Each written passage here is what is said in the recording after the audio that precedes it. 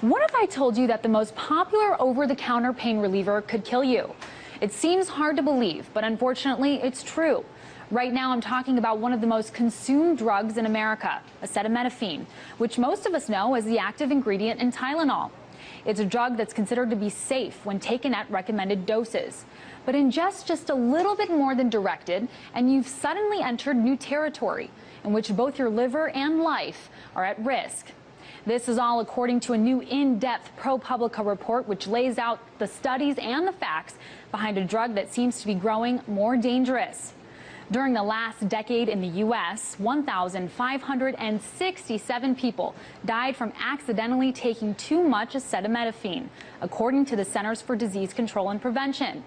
1,500 deaths over 10 years may not sound like a lot, but just consider how some of these people died. Take Davy Baumley, a 12-year-old kid who took liquid Tylenol to cure a sore throat back in 1999.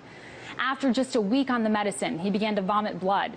In the emergency room, doctors told him he had suffered severe liver damage, and just a few days after that, he was declared brain dead. Lab work showed he mistakenly took just 4 tablespoons more of the medicine per day than he was supposed to. And then there's Antonio Benedì, who once worked as a special assistant to George H.W. Bush. In 1993, he took Tylenol after coming down with the flu. And while he never exceeded the maximum dosage, he did occasionally drink alcohol.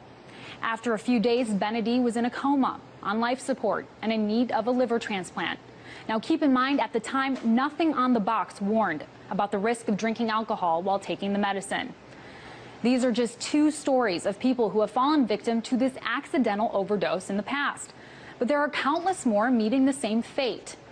According to an ongoing study funded by the National Institute for Health, acetaminophen overdose sends as many as 78,000 Americans to the emergency room each year. 33,000 result in hospitalizations, and the drug is now considered the nation's leading cause of acute liver failure. The U.S. Food and Drug Administration has long been aware of the studies that show these risks.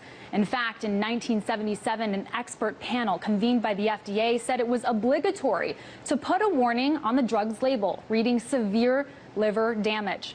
However, believe it or not, the label didn't get added until 32 years later.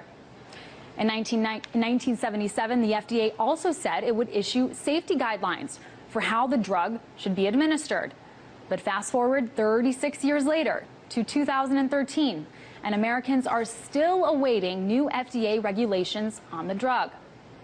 But the agency is not the only challenge to more regulation. Tylenol's parent company, McNeil, has also been a strong force to reckon with. For more than 3 decades, the company has repeatedly fought against safety warnings and dosage restrictions.